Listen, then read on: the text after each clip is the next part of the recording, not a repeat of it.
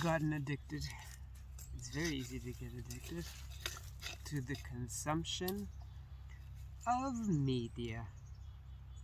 So, I think this channel, Putter Thoughts, was started with very good intentions, and I want to bring back a bit of consistency and simply start. I want to bring back some consistency to sort of mitigate the addiction to consumption that I have. Oh, and I need to get secateurs. Maybe I don't. Maybe I can get away with a bit of squishing. I just want to have one consistent thing. And I don't know if this is going to be it, because I found it very challenging to pull out the phone and do this.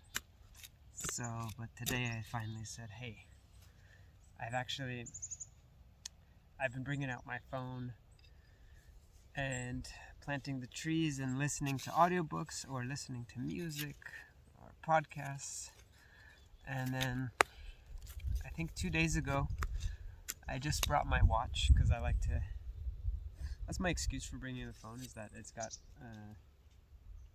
the time on it, and now I have a watch, so it's like, okay, well, now I brought my watch out, and just no phone, a few days ago in the garden, just to listen to the sound of the birds and stuff like that, and I found a lot of anger kind of coming up, and I guess this has been the theme of previous videos. I have to go back and rewatch videos because it's been like 2 years since I've made a video, and yeah, just trying to understand where it's coming from. I mean, I know a lot of the roots of my anger and stuff like that, but and frustration, and my goal is not to distract myself from these emotions, and to fully understand, or I mean, first step is to be aware that they're there. And of course, if I browse Instagram Reels all day long, I'm having a good giggle, and I decided that I'm not going to do the whole dopamine fast thing and get away. Maybe one day a week I won't touch my phone. That's something I'd like to try. I think I've talked about it before on here. It's taken me a long time just to plant this one tree, actually. So I thought I'd actually plant faster if I was recording a video. I don't know why I thought that. Yeah. What was I saying?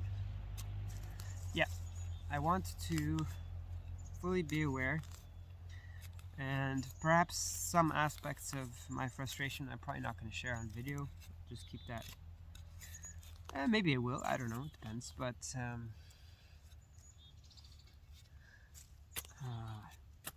yeah, I just wanted to start this thing and talk out loud, talk through my frustrations.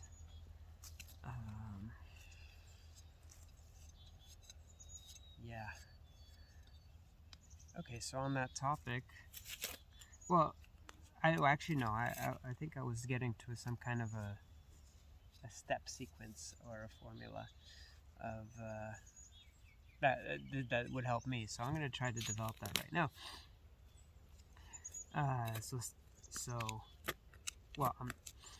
Right. Why am I doing this? Anger came up, and right, what I want to do is I want to make peace with my frustrations. But what does that even mean, to make peace with my anger or my shadow or the dark side? First is to be aware of its existence, I think. So that, I think, step is out of the way. So awareness / acknowledgement. It is there. It exists. I am angry. I am sad. I am hurt. All this stuff. So the next step, I think, is, I'm very stuffed up, is to understand. It. Where does it come from? What are its roots? And that's kind of a deep one. That's a deep kind of step. So maybe that needs sub steps. But yeah, step one, acknowledge and bring awareness to its existence. Step two, understand it. Maybe step three will be tied into it. Step three, I think, is to make peace. So I guess it's acceptance. Maybe there's a bit of a reversal there. Maybe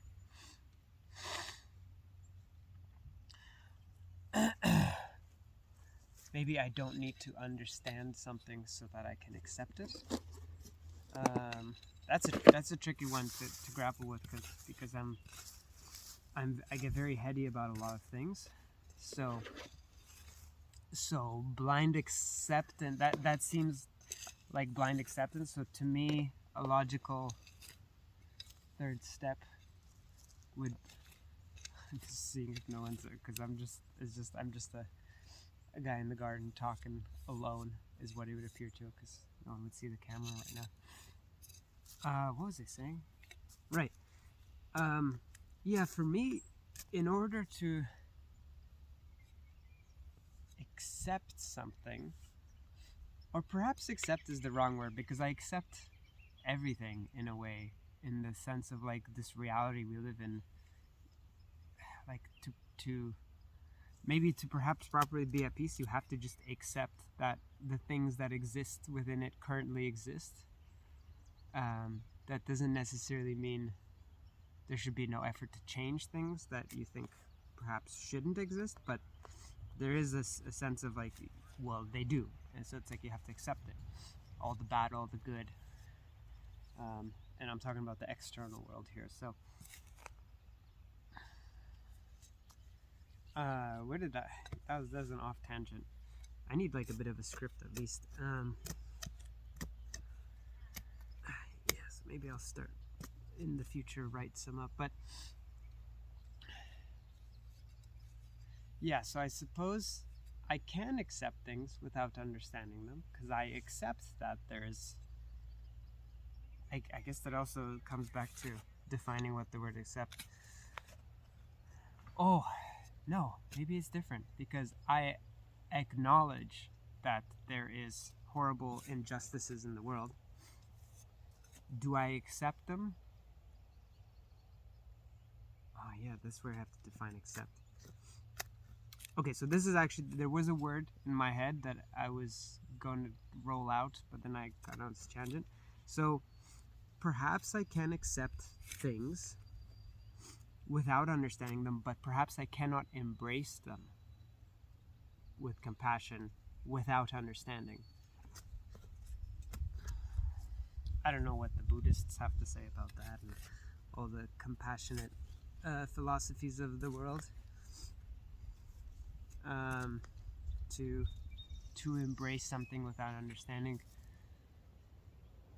Yeah, that's a hard. So maybe it's a bit of a 4-step thing.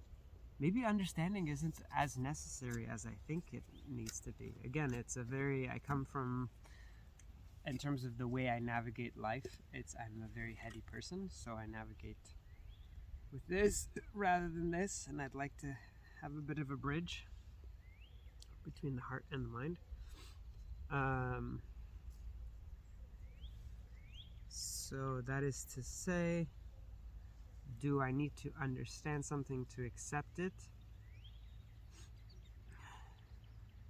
I don't know. Do I need to understand something to embrace it? That's the thing. I can't embrace violence or even accept it, or even tolerate it. maybe what I can't accept or tolerate is external acts of violence, but what I can perhaps be understanding, accepting, and embracing of is the struggle that led to a violent outburst. What are its origins? And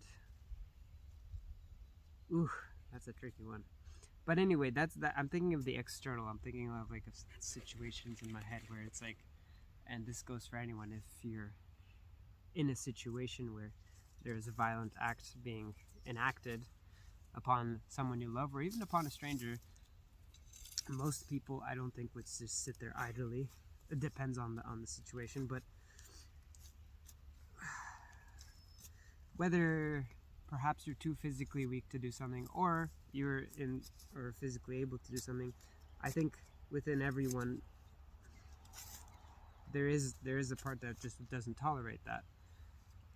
What actions you do in the external world, but like internally, it's perhaps something you wouldn't tolerate.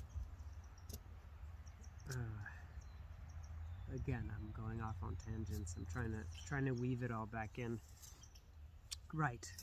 So the whole reason I'm starting this, so this one's gonna be a messy video to edit together.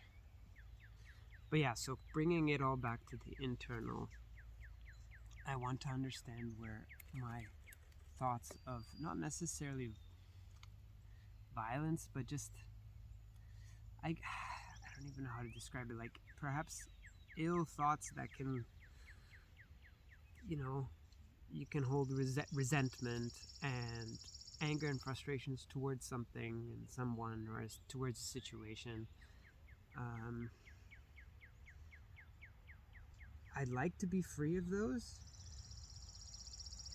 but perhaps there's no free. Perhaps that's like just a human thing to have that to be in. And I don't know. I've never been in a space where I just like. Obviously, it's like you have moments of joy, moments of sadness, moments of anger. So, and I don't know what it's like to be in like that nirvana state, except maybe when you take mushrooms or something. So I guess my goal is not to get there. My goal is to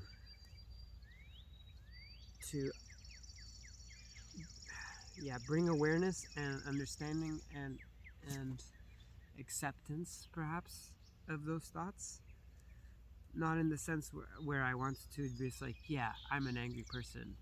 That's who I am, and I'm gonna just be an angry person, or as sad, or whatever. It's like, I'm sad. Nothing I can do about it. I accept my sadness. I guess that's the part where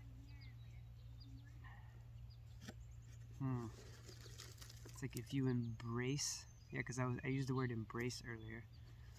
So if you embrace just being a sad person, okay, yeah, that's the part. It's like, do you desire to change something?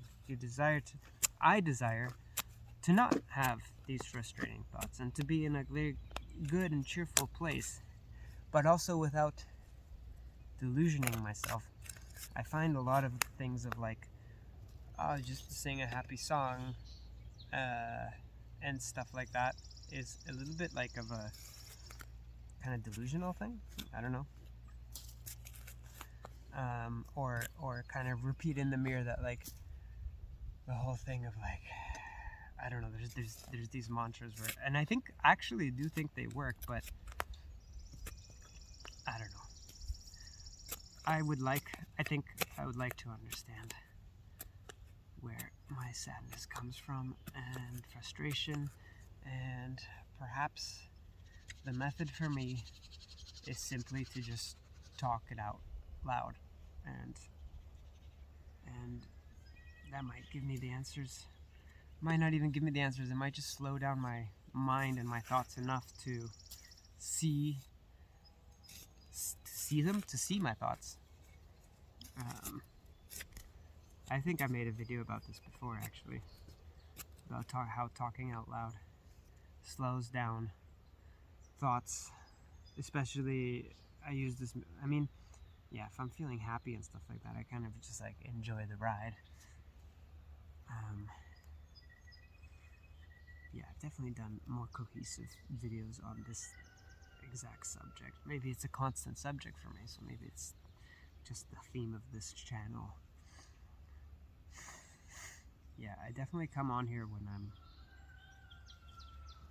or even journaling and stuff like that. I don't tend to journal when I'm happy. I haven't journaled in a long time either, so maybe starting these videos will be a good little practice for me to get back on some quote on healthier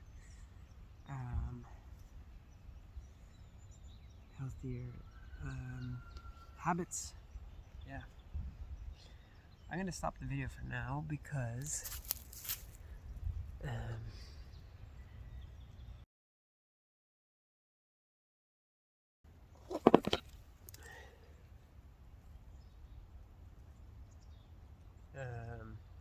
I got secateurs in the end.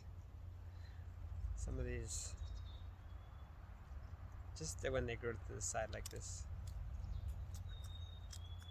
it's a bit hard for the hole.